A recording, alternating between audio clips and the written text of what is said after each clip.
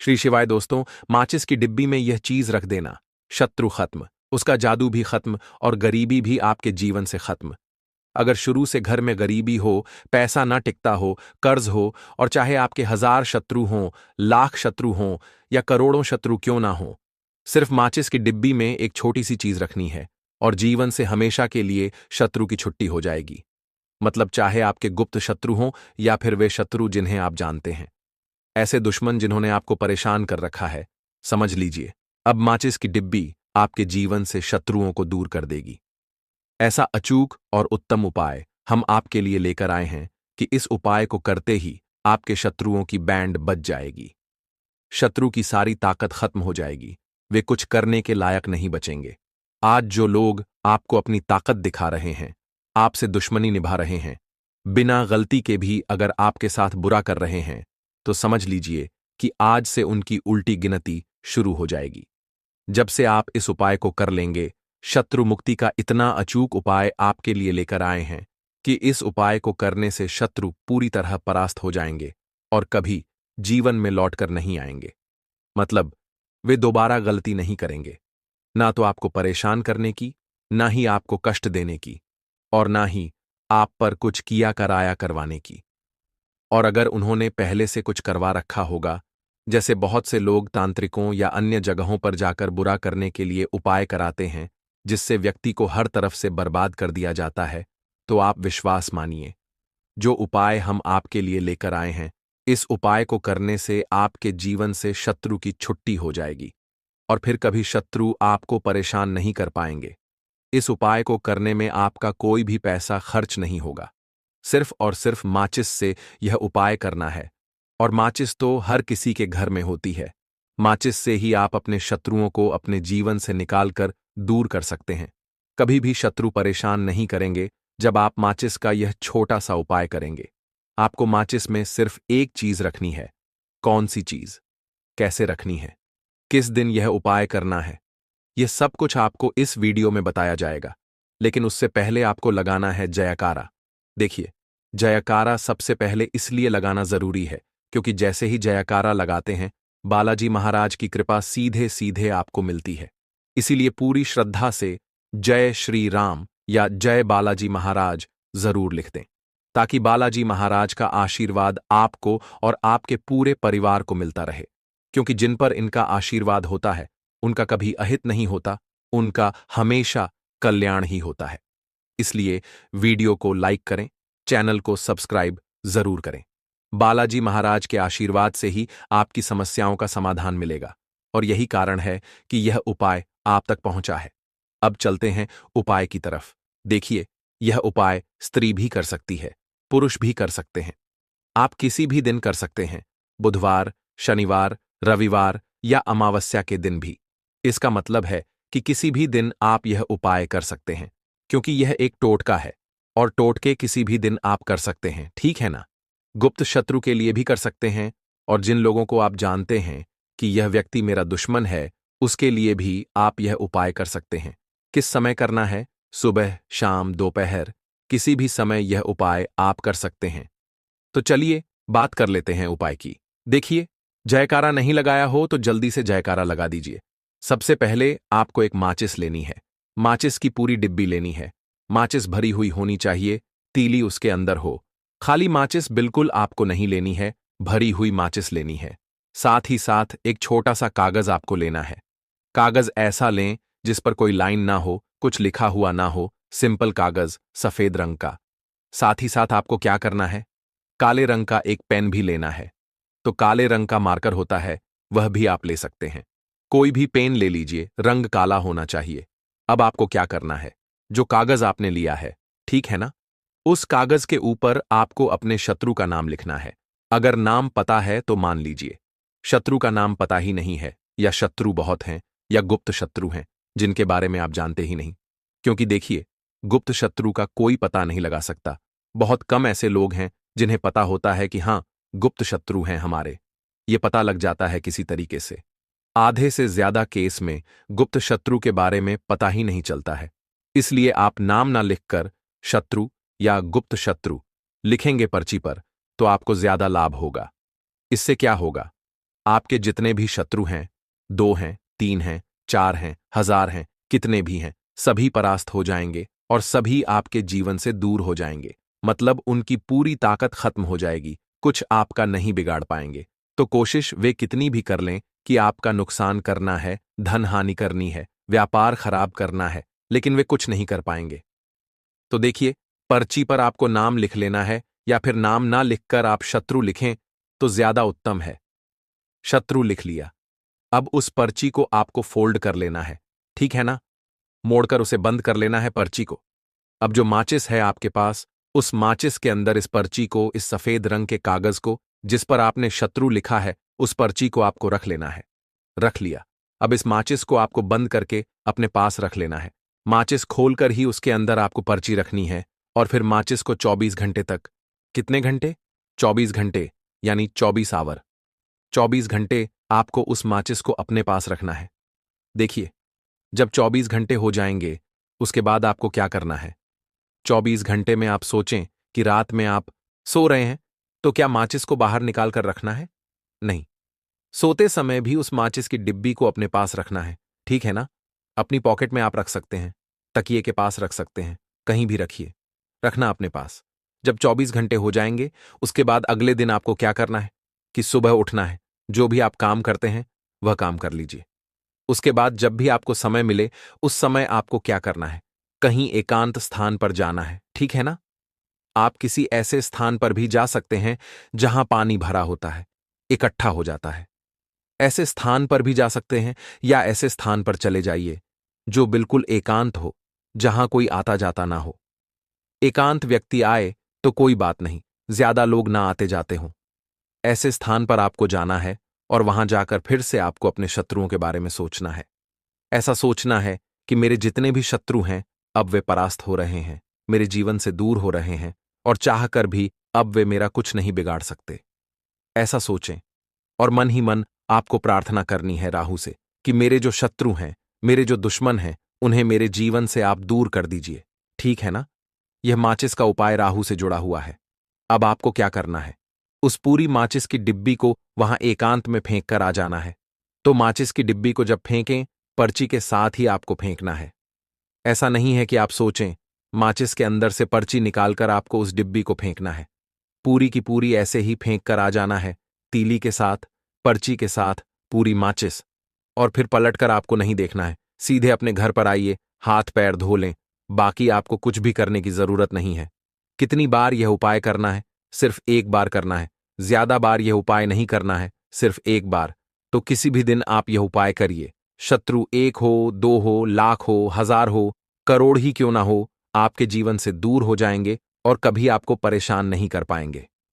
तो बहुत उत्तम, बहुत अचूक उपाय है, करिए और रातों रात इसका चमत्कार देखिए। देखिए, यह उपाय स्त्री पुरुष कोई भी कर सकता है। किस समय करना है? सुबह में, दोपहर में, कभी भी इस उपाय को आप कर सकते हैं। किसी भी दिन कर सकते हैं, ठीक है ना? बाकी कुछ भी आपको पूछना हो, आप कमेंट सेक्शन में पूछ सकते हैं। बाकी बालाजी महाराज का जयकारा जरूर लगाइए। उनका आशीर्वाद आपको मिलता रहेगा। उनका आशीर्वाद जिन्हें मिलता है, उनका अहित नहीं होता, उनका हमेशा कल्याण ही होता है और कभी उन्हें शत्रु परेशान नहीं कर पाते हैं। अगर आप यहां तक वीडियो देख चुके हैं तो आपको बता दूं, आगे बताए जाने वाले उपाय इतने लाभकारी हैं कि जिस किसी ने भी किए उसे 100% लाभ हासिल हुआ है। तो चलिए, साधारण जीवन में इस्तेमाल होने वाली वस्तुओं के कुछ धन प्राप्ति उपाय भी बताते हैं। इसी तरह घर में और भी कुछ चीजें हैं जो आपके वास्तु दोष का कारण बनती हैं और आपकी परेशानी की वजह बनती है। तो आइए पहले जान लें कि आपको अपने घर में वास्तु दोष के बारे में कैसे पता लगता है और किस तरह से आप बड़ी ही आसानी से इसे ठीक कर सकते हैं। दोस्तों, वास्तुशास्त्र के अनुसार किसी भी घर में वास्तु दोष होने से सुख, शांति और पारिवारिक उन्नति में बाधा पैदा होती है। वास्तु दोष के कारण पनपने वाली नकारात्मक ऊर्जा से व्यक्ति के भाग्य पर बुरा असर पड़ता है। साथ ही घर के लोगों को कई तरह की परेशानियों का सामना करना पड़ता है। दोस्तों, शास्त्रों के अनुसार अगर हम ये छोटे मोटे उपाय कर लें तो अपने घर को नेगेटिव एनर्जी से छुटकारा दिला सकते हैं। तो आइए जानते हैं, लेकिन उससे पहले दोस्तों, आपसे रिक्वेस्ट है कि वीडियो को लाइक करें अपने दोस्तों के साथ शेयर करें और अगर आपने अभी तक चैनल को सब्सक्राइब नहीं किया तो सब्सक्राइब करके बेल आइकॉन जरूर प्रेस कर लें। नंबर 1, जीवन में तरक्की पाने के लिए रोज पहली रोटी गाय को दें, पीपल को जल चढ़ाएं और चींटियों को मिला आटा दें।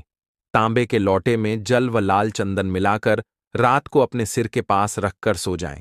सुबह उस जल को तुलसी को चढ़ा दें। ऐसा करने से आपकी परेशानियां धीरे धीरे दूर हो जाएंगी।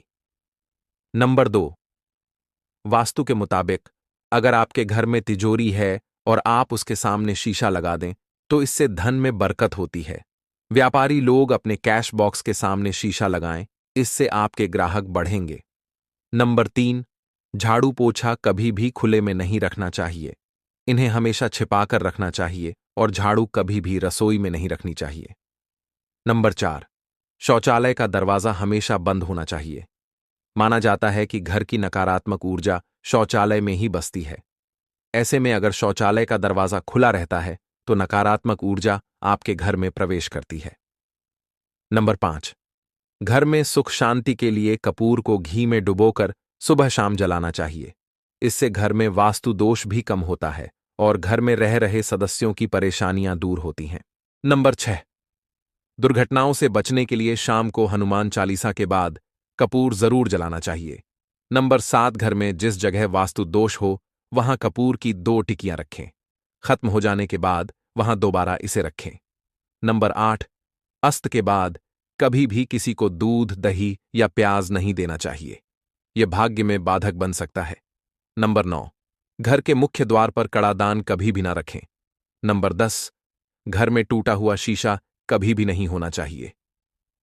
नंबर 11, अच्छे भाग्य के लिए सुबह नहाते समय पानी में थोड़ा सा कपूर का तेल मिलाएं। शनिवार को चमेली का तेल भी मिला सकते हैं। नंबर 12, लक्ष्मी की कृपा पाने के लिए रोज रात को रसोई अच्छी तरह से साफ करके चांदी की कटोरी में कपूर और लौंग जलाएं। यह प्रक्रिया रोज की जाए तो घर में बरकत बनी रहती है और मां लक्ष्मी जल्द ही ऐसे घर की ओर आकर्षित होती हैं। ऐसे घर से नकारात्मक ऊर्जा हमेशा दूर रहती है। नंबर 13, घर के सोने वाले कमरे में पौधे नहीं लगाने चाहिए। इससे आपके ऊपर नकारात्मक असर हावी हो सकता है। नंबर 14, घर में पौधे लगाते समय पानी में सेंधा नमक डालें। साधारण नमक का भी आप उपयोग कर सकते हैं, लेकिन सेंधा नमक ज्यादा फलदायी होता है। इससे आपको शुभ फल जल्द ही हासिल होंगे। दोस्तों, घड़ी की सही दिशा आपके जीवन को भी सही रास्ता दिखाने में मदद कर सकती है। इसके अलावा कैलेंडर को किस जगह लगाना चाहिए और किस जगह नहीं, यह भी हम जानेंगे। सबसे पहली बात जिसकी हम बात करेंगे वह है दोस्तों, घड़ी का आकार यानी घड़ी की शेप।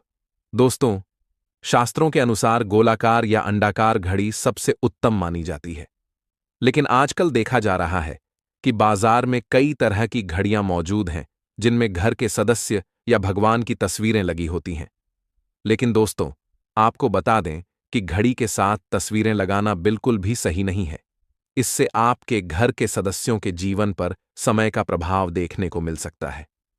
भगवान की तस्वीर घड़ी में बिल्कुल भी नहीं लगानी चाहिए, क्योंकि भगवान की तस्वीर को रोज धूप, दीप, अगरबत्ती और पूजन की आवश्यकता होती है, जबकि घड़ी तो कई महीनों तक धूल में पड़ी रहती है, जिससे भगवान का अपमान होता है और यह अशुभ माना जाता है। हो सके तो घड़ी का आकार गोल या अंडाकार ही पसंद करें। घड़ी का गोल या अंडाकार होना हमारी पृथ्वी के आकार को दर्शाता है। वास्तु के अनुसार नुकीली चीजें नकारात्मक ऊर्जा का संचार करती है, इसलिए नुकीले किनारों वाली घड़ियों से बचना चाहिए। दोस्तों, अगली बात जिसका आपको ख्याल रखना है वह यह है कि घड़ी को स्वच्छ रखें। साफ सफाई का ध्यान रखें, धूल ना जमा होने दें और कहीं से भी घड़ी टूटी फूटी नहीं होनी चाहिए। दोस्तों, जैसा कि हम सभी चाहते हैं कि हमारे जीवन में सब कुछ अच्छा और बेहतर होता रहे, तो उसके लिए हम खुद को संवारते हैं, नए कपड़े और नए आभूषण पहनते हैं। उसी तरह अपने घर की घड़ी को भी स्वच्छ और नए जैसा ही रखना चाहिए। यह कहीं से भी टूटी फूटी नहीं होनी चाहिए। समय समय पर घड़ी पर जमी धूल और जालों को साफ करते रहें, जिससे आपका भाग्य भी धुंधला नहीं पड़ेगा। दोस्तों, कई घरों में यह आदत होती है कि पुरानी घड़ी को बनवाकर ही चलाते रहते हैं। जब नई घड़ी आती है तो पुरानी किसी और जगह लगा देते हैं।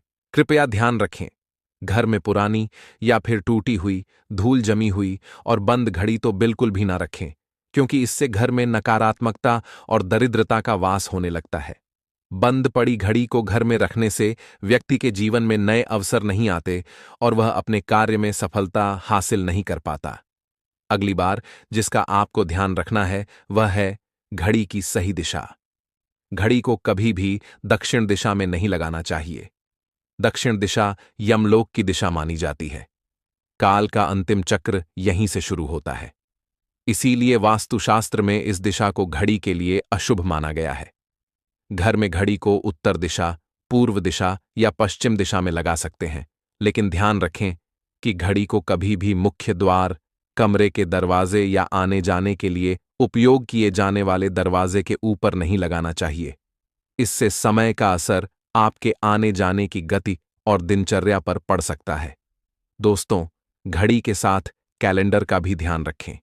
जहां घड़ी समय का प्रतीक है, वहीं कैलेंडर उससे जुड़ी तारीखों का लेखा जोखा बताता है। कैलेंडर को पूर्वी और उत्तरी दिशा की दीवार पर कभी भी नहीं लगाना चाहिए, इससे वास्तु दोष उत्पन्न होता है। कृपया करके अपने घरों में नए कैलेंडर के साथ पुराना कैलेंडर कभी भी ना लगाएं। दोस्तों, घड़ी और कैलेंडर दोनों ही आने वाले समय के सूचक हैं, जो आगे बढ़ने की प्रेरणा देते हैं। उन्हें समय के अनुसार ही लगाना चाहिए। इस बात का हमेशा ध्यान रखें कि घड़ी का समय हमेशा सही होना चाहिए। बहुत से लोगों की आदत होती है कि वे घड़ी का समय आगे या पीछे रखते हैं, तो यह गलती आप ना करें। समय हमेशा सही रखें, इससे आपको कभी भी समय के कालचक्र का दुष्परिणाम नहीं झेलना पड़ेगा। यह छोटा सा उपाय जरूर करके देखिए। दोस्तों, ये छोटी छोटी बातें हैं जिनका आपको ध्यान रखना है। घर में रखी हुई घड़ी और पुराना कैलेंडर आपके भाग्य में रुकावट पैदा कर सकते हैं। इसीलिए वक्त के साथ आगे बढ़ते रहने के लिए घड़ी और कैलेंडर को समय समय पर बदलते रहिए। कैलेंडर को कभी भी अपने सोने के कमरे में ना लगाएं, ना ही इसे मुख्य द्वार पर टांगें। यह शुभ नहीं माना जाता। पुरानी घड़ी को दान में देना शुभ माना जाता है। इससे आपके जीवन से बुरा समय निकल जाता है। इसीलिए अगर आपके घर में कोई पुरानी घड़ी है जो टूटी फूटी ना हो और खराब ना हो, तो उसे किसी जरूरतमंद को दान में जरूर दें।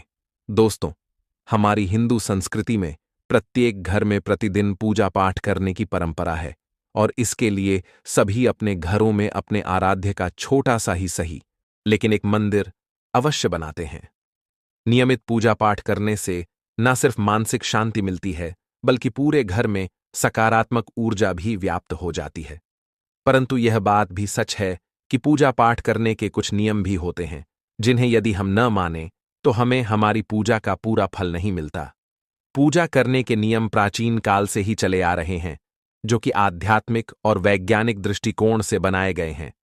इसलिए हमें इन नियमों को अनदेखा नहीं करना चाहिए। ऐसा ही एक महत्वपूर्ण नियम है नाद, यानी कि पूजा करते समय हम जब घंटी बजाते हैं, इसे बजाने के लिए शास्त्रों में कुछ नियम निर्धारित किए गए हैं।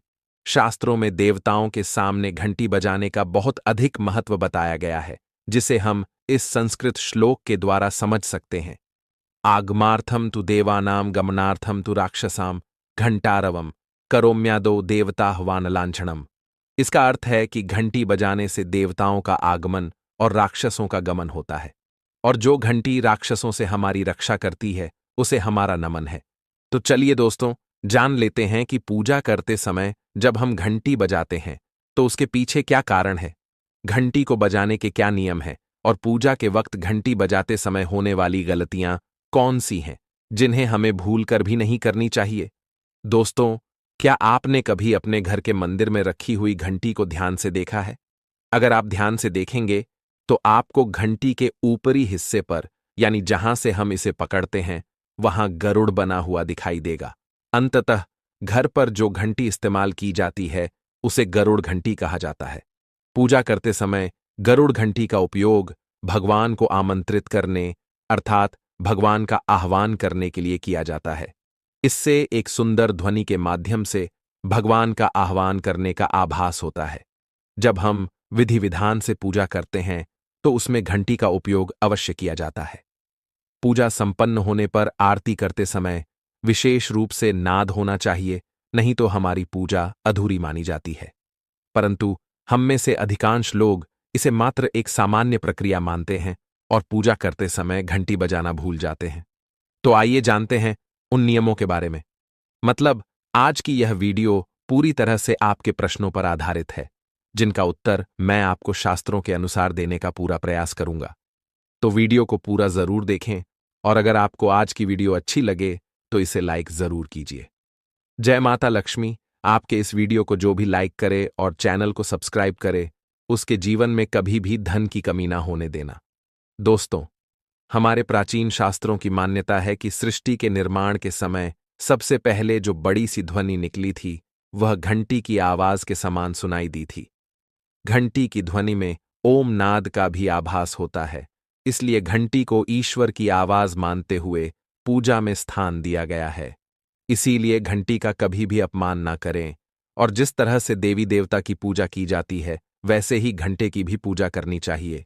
दूसरी बात, घंटी को प्रणाम करके ही उसे बजाना चाहिए। बिना प्रणाम किए घंटी बजाना अच्छा नहीं समझा जाता। दोस्तों, आपने अक्सर यह महसूस किया होगा कि पूजा करते समय जैसे ही घंटी बजाई जाती है, तो पूरे घर के साथ साथ संपूर्ण वातावरण शुद्ध और पवित्र सा हो जाता है और चारों ओर सकारात्मकता फैल जाती है। परंतु यदि हम नियमों को नजरअंदाज कर देते हैं तो हमें इसका संपूर्ण फल नहीं मिल पाता है। दोस्तों, अधिकतर लोग पूजा संपन्न होने पर सिर्फ आरती के समय ही घंटी बजाते हैं, परंतु यह भी ध्यान रखें कि भगवान को जल अर्पण करते समय, धूप दीप लगाते समय, नैवेद्य अर्पण करते समय नाद करना चाहिए। ऐसा करने से हमारी पूजा संपूर्ण मानी जाती है।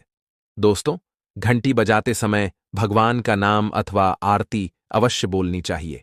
1 या 2 मिनट ना हो, परंतु प्रतिदिन सुबह शाम घर में घंटी अवश्य बजानी चाहिए। यदि आपको अपने घर में या अपने आप में नकारात्मकता महसूस हो, तो आप थोड़ी देर के लिए भगवान के सामने घंटी अवश्य बजाएं। सारी नकारात्मकता नष्ट हो जाएगी।